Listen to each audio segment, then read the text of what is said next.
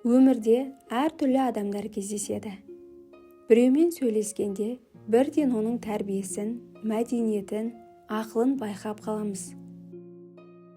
Қазақ халқы ертеден адамның мінезін, ақылын, тәрбиесін сөзінен таныған. Сондықтан дана адамдар бекер айтпаған.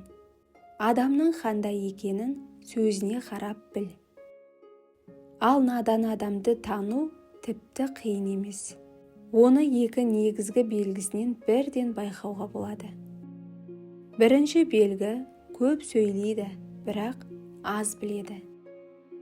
Надан адамның ең бірінші белгісі көп сөйлеп, бәрін білетіндей көрінуі. Ондай адам ешкімнің сөзін тыңдамайды. Үнемі өзін дұрыс санайды. Әр әңгімеде өзін ақылды көрсеткісі келеді. Бірақ оның айтқан сөздерінің көбінде терең ой болмайды. Ақылды адам керісінше болады. Ол әрқашан алдымен тыңдап, содан кейін сөйлейді. Ақылды адам сөйлегенде ойланып сөйлейді. Надан адам ойланбай сөйлейді. Екінші белгі басқаны құрметтемейді. Надан адамның екінші белгісі басқа адамдарды сыйламауы. Ондай адам үлкеннің сөзін бөледі. Біреудің пікірін тыңдамайды. Өзін басқалардан жоғары санайды. Ал тәрбиелі адам керісінше үлкенді құрметтейді, кішіні сыйлайды, адамдармен әдеппен сөйлеседі. Қазақ халқы тәрбиені әрқашан бірінші орынға қойған. Сондықтан халық арасында мынандай сөз бар: әдептілік адамның ең үлкен байлығы. Өмірде бір нәрсені есте сақтау керек. Ақылды адам әрқашан үйренгісі келеді, ал надан адам бәрін білемін деп ойлайды. Міне, осы айырмашылық адамның деңгейін көрсетеді. Ақылдымен дос бол, үйренесің. Наданмен дос бол, ұтыласың. Наданмен сөз таластырма, себебі ол айырмашылықты түсінбейді. Надан адамның тағы бір қасиеті ол қателігін ешқашан мойындамауы.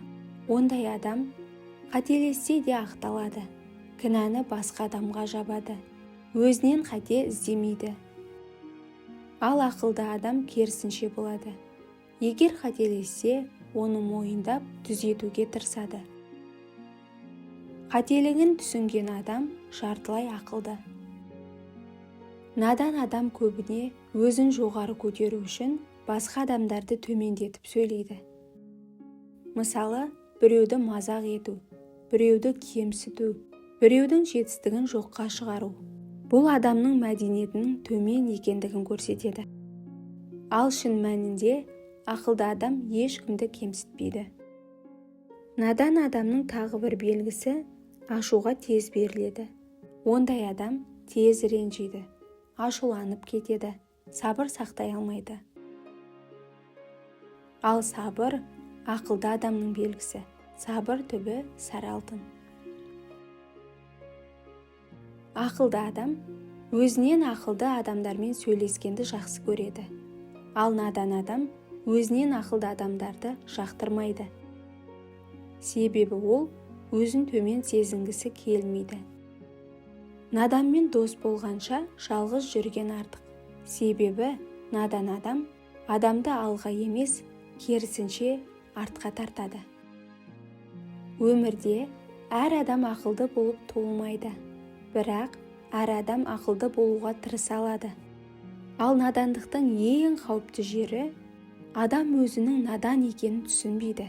Сондықтан ақылды адам әр күн сайын үйренеді. Надан адам өзін бәрін білемін деп ойлайды. Надан адамның жиі айтатын сөзі: надан адам көбіне мына сөзді айтады: маған бәрібір.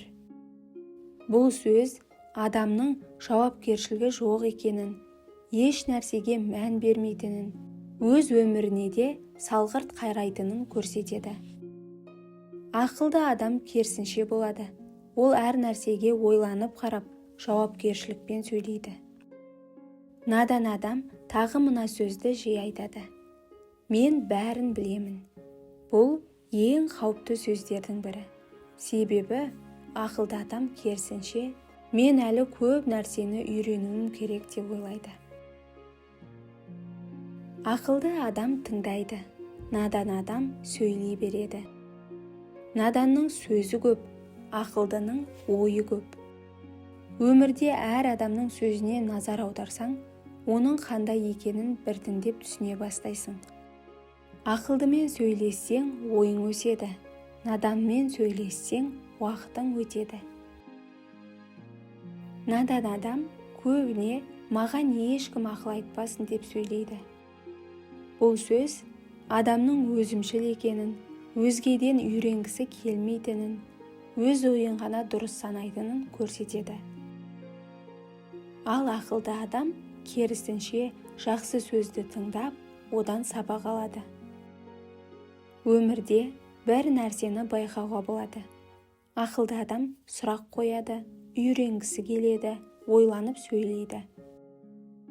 Ал надан адам тыңдамайды, өз сөзін ғана айтады, үнемі өзін дұрыс санайды. Наданмен сөз таластырма, себебі сырттан қараған адам айырмашылықты байқамауы мүмкін. Бұл сөздің мағынасы надан адаммен дауласу көбіне пайдасыз. Мысалы, кейбір адамдар бір нәрсені түсінбей тұрса да, мен онсыз да бәрін білемін деп айтуы мүмкін.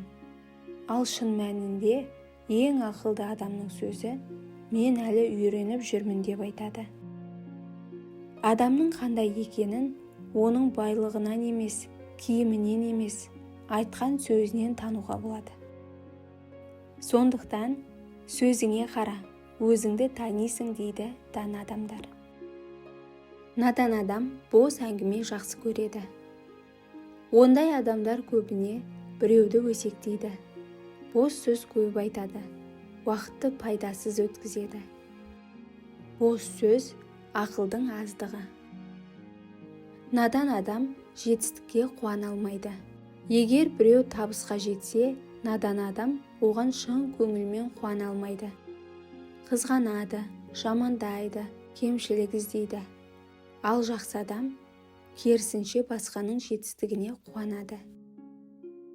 Қазақта былай дейді: ақылды адам сөзінен танылады, надан адам мінезінен танылады.